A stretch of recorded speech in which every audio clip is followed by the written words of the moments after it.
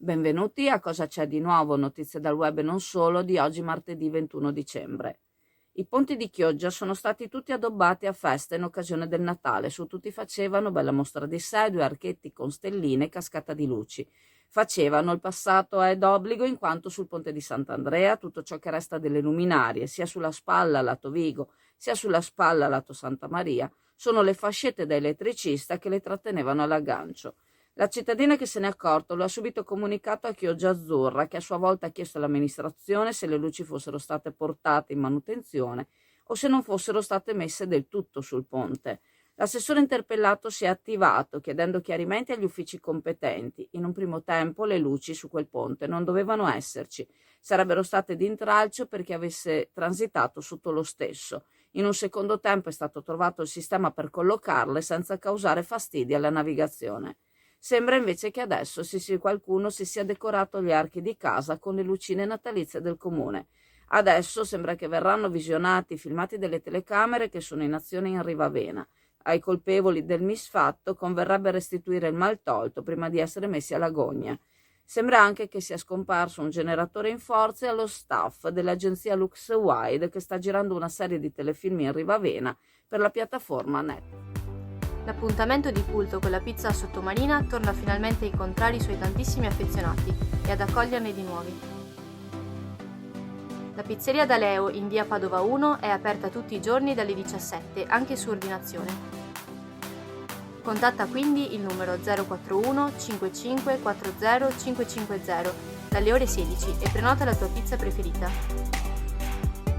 La pizza da Leo ti aspetta! A partire dal 24 dicembre saranno modificate le fermate di Arriva Veneto a Chioggia, Borgo San Giovanni, modifica necessaria dopo l'installazione del cordolo per salvaguardare passanti e cicli. A partire dalle ore 3 di venerdì 24 2021 saranno quindi modificate le fermate delle linee 80, 85 e 87 a Chioggia e Borgo San Giovanni per le corse in direzione Venezia Mestre. Gli utenti in partenza da Borgo San Giovanni dovranno utilizzare le fermate sul lato opposto di via Granatieri di Sardegna, senso di marcia verso il centro di Chioggia. Le corse serviranno le fermate di via De Gasperi, via De Nicola, Park Lusenzo e stazione di Chioggia. Gli utenti in partenza da Chioggia dovranno utilizzare la fermata di Chioggia via Naccari al posto di Chioggia Campomarconi.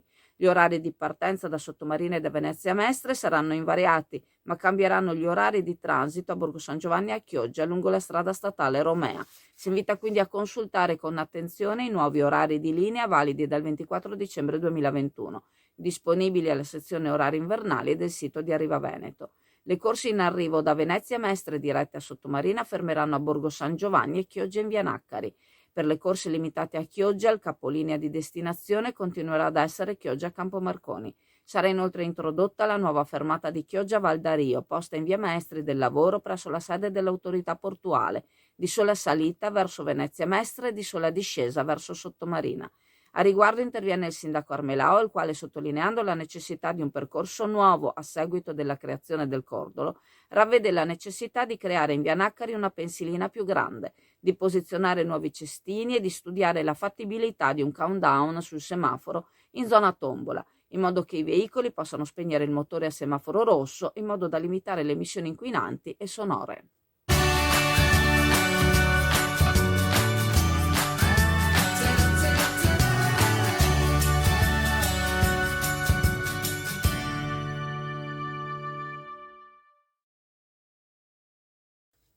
Da giovedì 23 dicembre il punto prelievi di Skylab di Chioggia, in Campo Marconi, sarà tra le sedi in cui si potrà effettuare la vaccinazione contro il Covid in collaborazione con l'US 3 Serenissima. Sarà il personale dell'ambulatorio a erogare il servizio. Il direttore Area Nord Skylab Italia Andrea Buratti si dice lieto di poter supportare il Servizio Sanitario Nazionale in questo momento storico così complesso, con un'iniziativa in cui il poliambulatorio leader nel settore crede moltissimo. Qual è la campagna vaccinale che grazie alla struttura potrà raggiungere la cittadinanza in maniera più capillare. I cittadini potranno accedere al laboratorio Skylab in Campo Marconi per farsi somministrare il vaccino anti-Covid tutti i giovedì pomeriggio dalle ore 13 alle ore 17, previa prenotazione attraverso i canali messi a disposizione dall'ASL.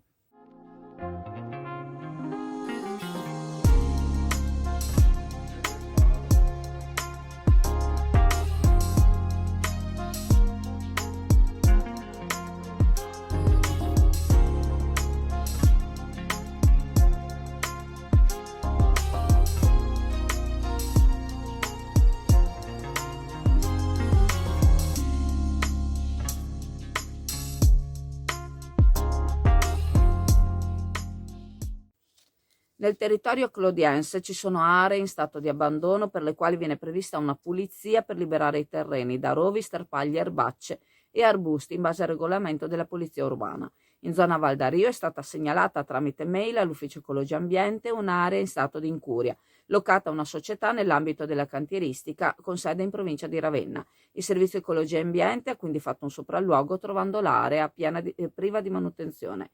In base alle norme da rispettare per la disinfestazione ordinaria contro le zanzare per le Western Isle, si richiedono il taglio d'erba e il contenimento della vegetazione, oltre a dover evitare l'accumulo di rifiuti proprio per impedire il formarsi di microambienti in cui le larve di zanzare possano proliferare. Si è quindi provveduto a emettere un'ordinanza tale da imporre alla società locataria di intervenire per provvedere alla pulizia dell'area entro 10 giorni dall'ordinanza stessa.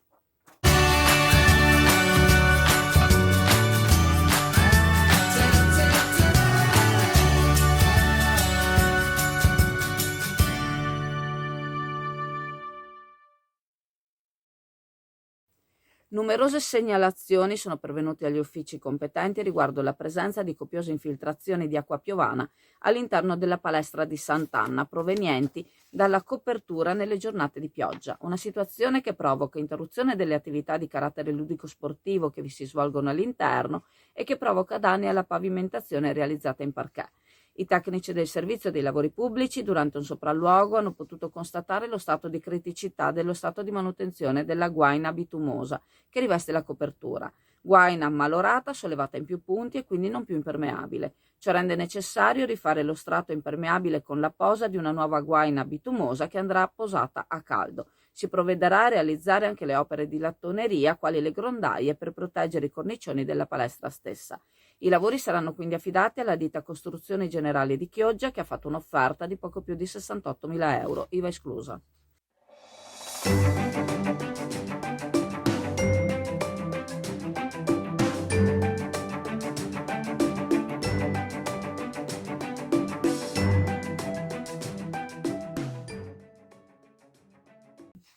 Alla scuola elementare Chiereghin di Borgo San Giovanni la ditta Impianti Tecnologici stava provvedendo al rifacimento dei bagni e della mensa.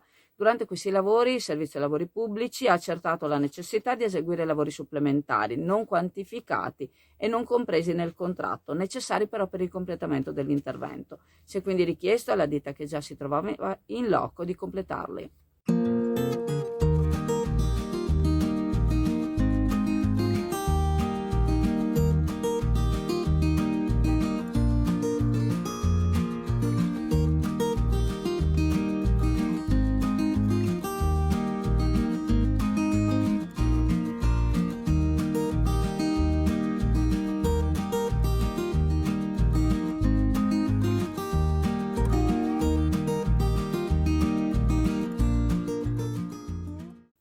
Durante il Consiglio Comunale di ieri, la consigliera del Partito Democratico Barbara Penzo ha ricordato che ancora con la scorsa amministrazione si era stato richiesto che il ponte che conduce ai saloni venisse titolato ai partigiani e alle partigiane, dopo che una ricerca fatta con l'ufficio toponomastica aveva rivelato che nessuna via o piazza o altro era stata loro dedicata.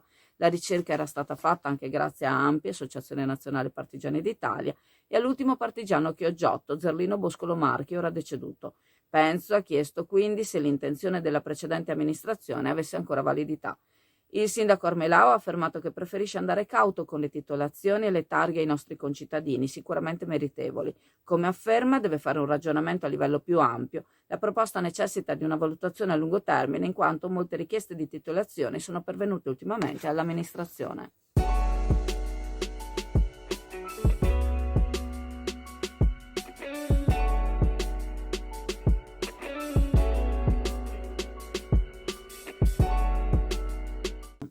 Altro tema portato in consiglio, questo da Montanariello, consigliere del Partito Democratico, riguarda la conferenza dei sindaci della Costa, che si è tenuta lo scorso mese. All'interrogazione ha risposto il sindaco. Durante l'incontro tenutosi in fase di presentazione a Jesolo, in presenza per la prima volta dopo l'inizio della pandemia, e in un secondo tempo a Chioggia come incontro di confronto, la conferenza dei sindaci ora si sta muovendo unita per capire qual è la marginalità di intervento nella situazione che interessa il settore balneare e che gravita attorno alla direttiva Bolkestein.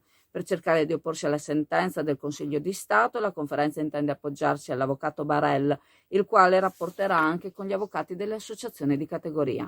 Nel mentre saranno 2 i tavoli di concertazione che verranno istituiti, uno riguarderà la sicurezza dei litorali e uno il tema del lavoro. Sul tema sicurezza il comune di Chioggia è capofila, il tema sarà portato anche all'attenzione del prefetto di Venezia, molto prima dell'inizio della stagione balneare, prima delle assegnazioni degli equipaggi extra, appunto da parte del prefetto. Confida Armelao che ogni forza politica chiede ai propri parlamentari di farsi portavoce per un potenziamento delle forze dell'ordine. Per quanto riguarda la questione lavoro, quest'anno molti imprenditori del settore turistico sono rimasti privi di lavoratori, in quanto molti hanno preferito non perdere il diritto al reddito di cittadinanza per pochi mesi di occupazione stagionale. Sul tema sicurezza, Montanariello ha richiesto se esiste ancora la possibilità di assumere agenti della polizia locale, possibilità sbandierata ai 420 da tutte le forze politiche in campagna elettorale. Un focus da approfondire, secondo il consigliere del Partito Democratico.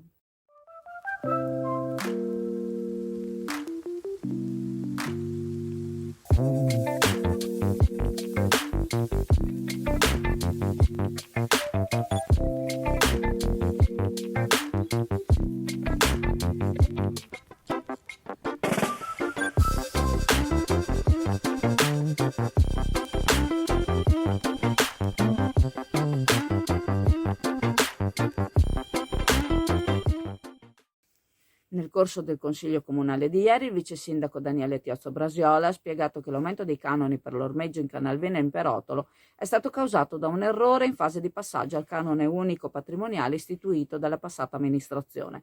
Di conseguenza è stato votato un emendamento che andrà a compensare chi ha pagato la maggiorazione deducendolo dai canoni del 2022. Il provvedimento ha ricevuto il plauso e il consenso dell'intero Consiglio Comunale.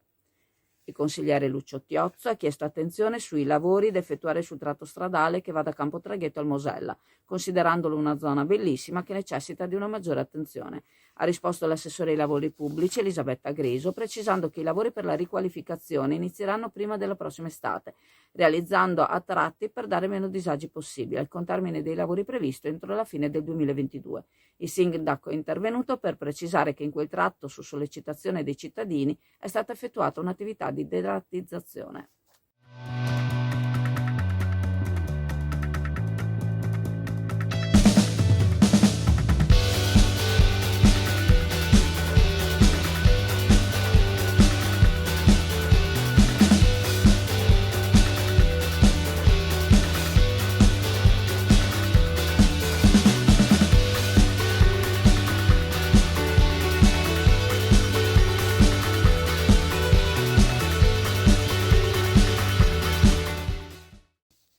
La consigliera Alessandro Penzo di Obiettivo Chioggia ha portato all'attenzione le transenne che vengono posizionate al mercato del giovedì in direzione est-ovest per regolare la circolazione dei pedoni ed evitare assembramenti. Secondo la Penzo, le stesse sono invece causa di assembramento, in quanto causano intasamento tra le persone che devono oltrepassare i varchi, oltre che essere di ostacolo nel caso in cui si trovino a dover passare mezzi di soccorso. Secondo Penzo, ora si sta pagando per un servizio sostanzialmente inutile. Si chiede quindi se non sia possibile rimuoverle o se c'è un motivo particolare per mantenerle, nel caso per quanto ancora dovranno essere mantenute dove si trovano. Alla richiesta della Penzo ha risposto Daniele Tiozzo Brasiola, vice sindaco, che ha affermato che la misura rientra in quelle straordinarie misure approvate per i piani di sicurezza in materia Covid. Si faranno però verifiche a riguardo. Alla Pegaso in cartoleria attiviamo lo SPID, il sistema di identità digitale, in modo molto semplice. Basta venire in negozio muniti di carta d'identità e tessera sanitaria in corso di validità, un cellulare con una mail valida all'interno, 10 minuti di tempo e 13 euro. Facciamo tutto noi, dall'inizio alla fine. Inoltre inviamo un tutorial per chi vuol cambiare la password temporanea che gli arriverà in autonomia. Il provider che utilizziamo è Namirial e non serve appuntamento. Dalle 8 in poi potete venire a qualsiasi ora di apertura del negozio. Vi aspettiamo. È di Rottanova, nel Cavarzerano, Claudio Rubinato, 48enne, deceduto domenica sera. Oltre che dare una mano al padre, nel piccolo podere di sua proprietà lavorava con il trattore per conto terzi. Per passione faceva il DJ con lo pseudonimo di Claudio Simonetti DJ. Domenica è stato colpito da un'embolia polmonare. I sanitari hanno provato a rianimarlo, ma per Claudio non c'è stato nulla da fare. Solo il sabato precedente aveva fatto risuonare la sua musica in un locale. Lascia la moglie Paolina, polacca da cui era separato, il figlio Samuel 18enne, il padre Gianni e la madre Rosalia. Era ben conosciuto da tutta la comunità, una persona solare come poche, ed è descritto come una persona semplice e amorevole nei confronti del figlio, un lavoratore e un sincero amico. Ora tutto il paese è sgomento e parole vicine alla sua famiglia sono state anche fatte da parte del Comitato Cittadino Rottanova, il quale su Facebook porge alla famiglia sentite condoglianze ricordando le serate di Ferragosto e i pomeriggi della Brusaveccia in cui da DJ ha fatto ballare la comunità.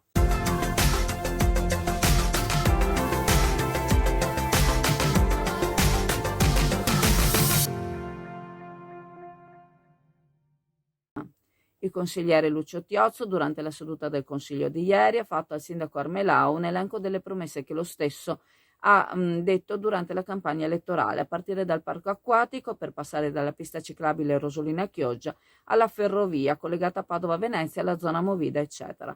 Tiozzo ha snocciolato 15 proposte raccolte dalle chat dei giovani, promesse che i giovani si aspettano di vedere mantenute nei tempi convenuti, progetti che la città meriterebbe ma che rischiano di deludere l'aspettativa rispetto a ciò che l'amministrazione pubblica può effettivamente fare, provocando anche disincanto nella fascia giovanile verso la politica.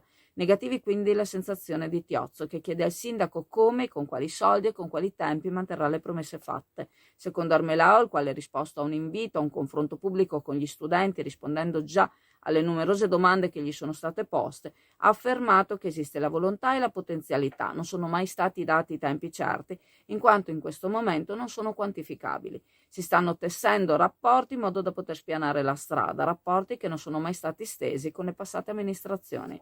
Ricordandovi che la farmacia di turno oggi, martedì 21 dicembre, è la farmacia La Navicella in Viale Mediterraneo, vi saluto, vi ringrazio e se volete passate in negozio. Ciao a tutti.